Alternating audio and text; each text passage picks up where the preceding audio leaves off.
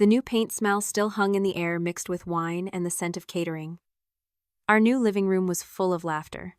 Nathan's hand was warm on my back. We'd done it. Our first home, then the sound of a fork clinking against a glass. My mother, Jennifer, was beaming, holding her champagne flute high. "A toast," she announced. The room quieted. To Sarah and Nathan, to this beautiful new home, and to family. She paused, her smile widening. In fact, to celebrate family, Sarah and Nathan have just told me they want to do something wonderfully generous. They've decided to give their beautiful new appliance suite, that gorgeous refrigerator and washer, divided by dryer, from Nathan's parents to Taylor, who needs it so much more. The room erupted in applause for a generosity we had never offered. Nathan and I just stood there frozen. Have you ever been put in an impossible situation by your own family? Let me know your story down in the comments. Nathan recovered first. He's the good one, the polite one. He put on that forced, gentle smile and raised his hands. "Mom, I think there's been a misunderstanding. Those were a gift from—" Jennifer cut him off with a light, airy laugh, a laugh that sounded like tiny pieces of glass. "Oh, Nathan, don't be difficult. It's just appliances. You two can get new ones easily." She dismissed him. She dismissed my husband. In our home, in front of everyone we knew. And just like that, something inside me that had been soft and yielding for 29 years went cold. It was the click of a lock I didn't even know I had. I didn't cry. I didn't yell. I didn't look at my sister Taylor, who was already beaming, accepting congratulations for her good fortune for the prize she hadn't earned. I just turned and walked across the room. My footsteps felt loud in the sudden quiet. I moved past the blenders, the bath towels, the picture frames, all the small, hopeful gifts from our friends. I stopped at a small, festive bag tucked in the back. I reached inside and pulled out a $9 bottle of discount wine. Taylor's gift to us. For our new home. I held it up for a moment, letting the light catch the cheap glass. Then I turned and walked back to my mother. She was still smiling, that bright, practiced smile, waiting for me to join in the celebration of my own erasure. I reached into my pocket and pulled out a single empty card envelope. The one I'd found on the hall table earlier, left over from a birthday card. I pressed it into her hand. "We figured this was more symbolic of our relationship," I said. My voice wasn't loud, but it cut through every conversation. The laughter stopped. The applause died. The smiles on our guests' faces froze, turning into masks of confusion.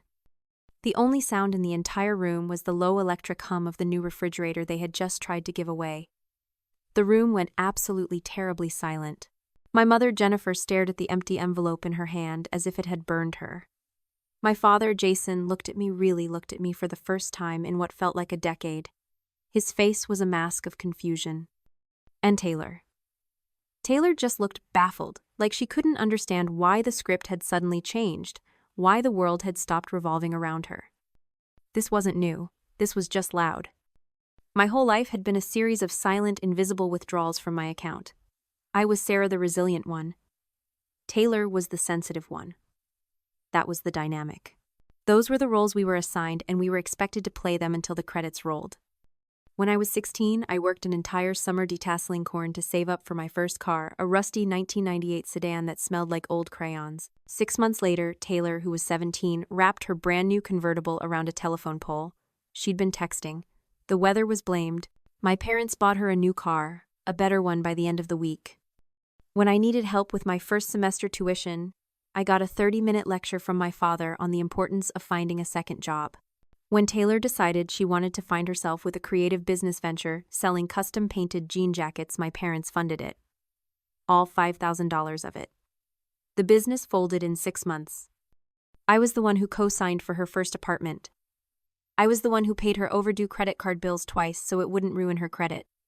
I was the dependable one, the fixer, the good daughter, the scapegoat.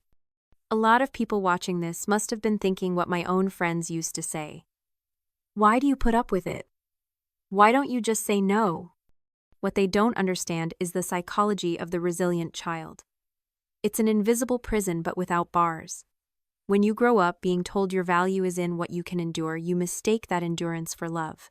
You think that being the strong one is your only role in the family. It's a form of learned helplessness. You're trained year after year to absorb the blow, to be the bigger person, to give in, as my mother said.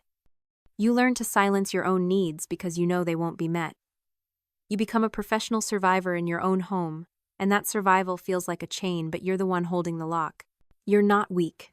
You're just trapped by a role you were never asked to play but were punished for ever trying to refuse. And, on the other side of that coin, is the trap of normalized cruelty. How can a family be so toxic? How can a mother and father just stand there and enable one child while exploiting the other? It's because in their system it wasn't cruelty, it was normal. They had created a dynamic with a golden child, Taylor, and a scapegoat, me. In this toxic ecosystem, Taylor's needs were not just wants. They were priorities. My resources weren't mine, they were family assets. Taylor was normalized as the one who deserved everything, and I was normalized as the one who was expected to provide it. So when my mother stood in my living room and announced she was giving away my gift, she wasn't being cruel in her mind, she was just balancing the books. But standing there in my new home, a home I had earned, a home my new family had helped me build, the normalization finally shattered. This wasn't a request for appliances. This wasn't a misunderstanding.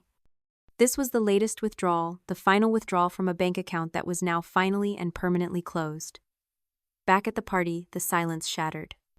It wasn't me who broke it. It was Taylor. She let out a sound, a high-pitched theatrical sob that was designed to draw every eye in the room. "I can't believe you're doing this to me," she cried, real tears welling up. "In front of everyone. You're ruining my life over appliances." Her voice cracked on the last word, a perfect practiced break. Instantly, my mother Jennifer rushed to her side, wrapping an arm around her shoulder. She looked at me, her eyes no longer confused but hard. Cold. "Look what you've done, Sarah," she said, her voice dripping with disappointment. "Are you happy now? You've always been jealous of your sister. You just couldn't stand to see her happy for one single second, could you?" "Jealous," I repeated. The word felt foreign. It wasn't jealousy. It was exhaustion. Before I could say more, my father Jason stepped forward, placing himself between me and my mother. He had that look on his face, the one he used when he was about to lay down the law. "That's enough, Sarah," he said, his voice low and heavy with authority. "We are your family. You owe us this. After all we've done for you, after all the support we've given you, this is the least you can do." "All you've done for me," I started to say, but he cut me off. "Your sister is in need. A good family helps each other. You're being selfish, and you're being cruel." Selfish, cruel, jealous. The words landed on me one by one like stones. I looked around the room. My friends, Nathan's colleagues, Nathan's parents, all of them were watching this. Watching my own family publicly tear me down, painting me as the villain, the problem, the monster. All because I had dared for the first time to simply say no. They weren't just asking for appliances. They were reminding me of my role. They were doubling down right here in public to make sure I knew I was still the scapegoat. I shook my head. The anger that had been simmering was gone, replaced by something cold and still. The exhaustion just washed over me. I was so tired. Tired of the accusations, tired of the performance, tired of being the villain in a story I never wrote.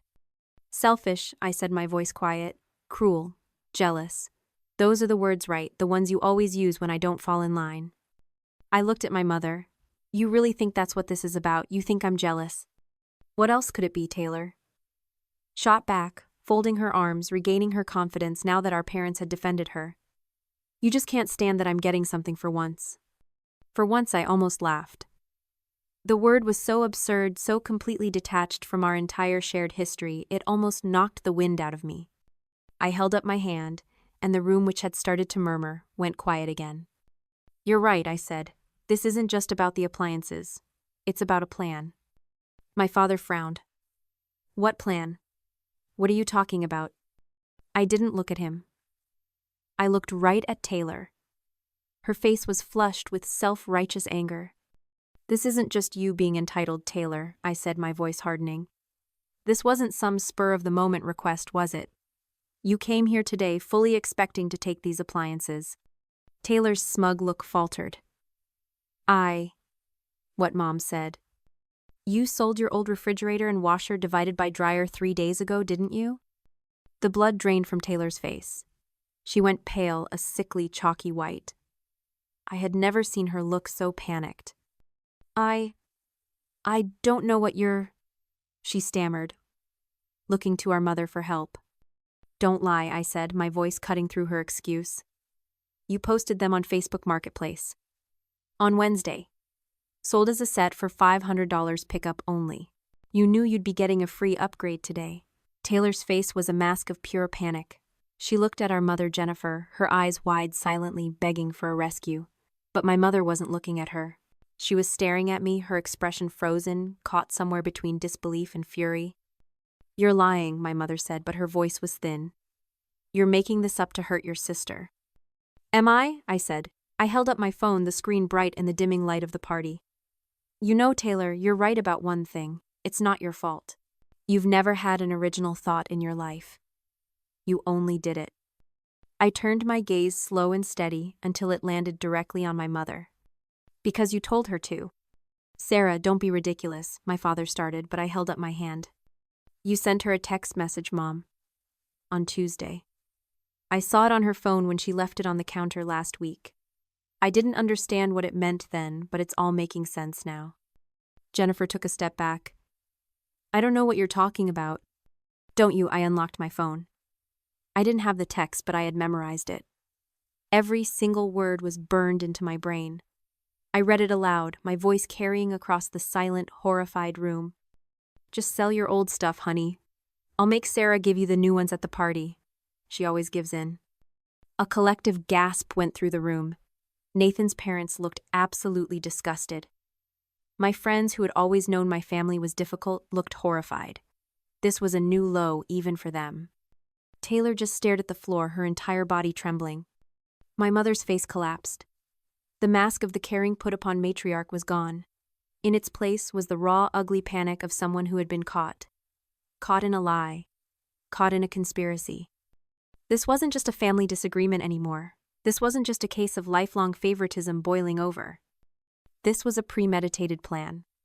My mother and sister had conspired before the party to steal a high-value gift that wasn't theirs, fully intending to manipulate and publicly humiliate me to get it. They were so confident in my role, so certain that I would always give in, that they didn't even wait.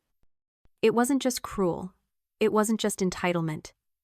It was fraud. And they had just confessed to it in front of 30 witnesses. Jennifer's face didn't just fall, it collapsed. The mask of the caring, indignant mother evaporated, and what was left was ugly, cornered panic. She looked at her friends, at Nathan's parents, at the guests who were now staring at her with open disgust. Sarah, honey, she stammered, taking a step toward me, her hands outstretched. You don't understand. It was just we were just trying to. You were trying to. What? I cut her off. My voice was like ice. You were trying to steal from me. And you were so sure I'd let you didn't even bother to cover your tracks? Please, she whispered, her eyes darting around as she saw people starting to pick up their purses, their coats. Our friends were leaving. The party was over. The humiliation was palpable. Please, Sarah, don't do this. We're family.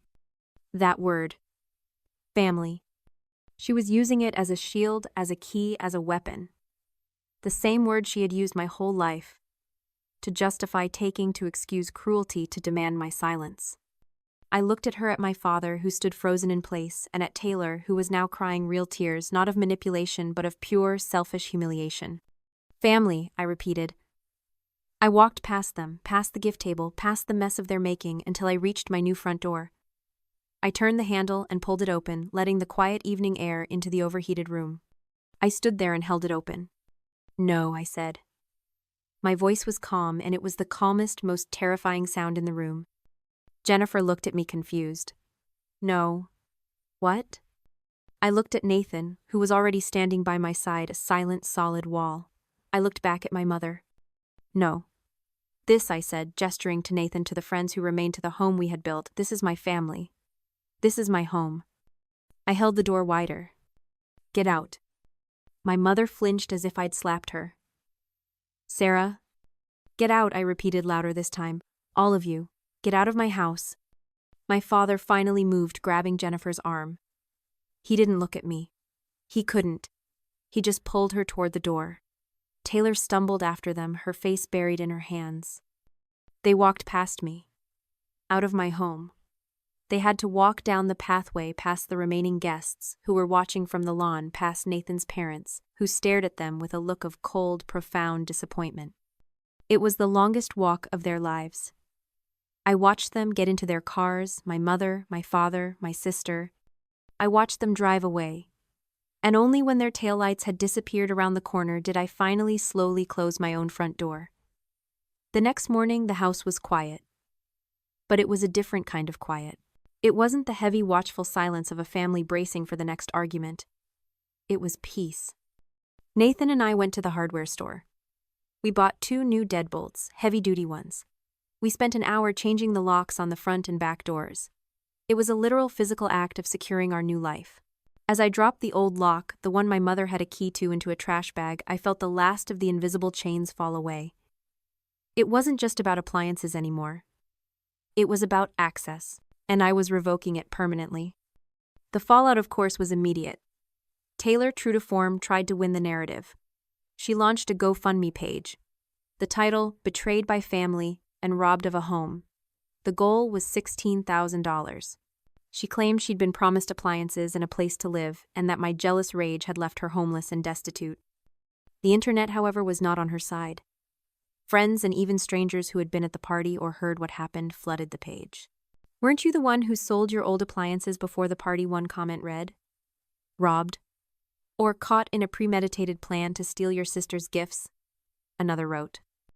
The page was taken down in less than 12 hours, a spectacular public self-destruction. My phone was a storm of notifications, angry texts from my father, manipulative voicemails from my mother, insults from Taylor. I didn't listen to them. I just sat at my new kitchen counter with my husband, and one by one I blocked their numbers.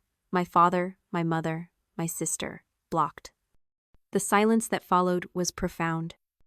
I looked around my home at the new refrigerator, humming quietly in the corner at the sunlight streaming through my windows.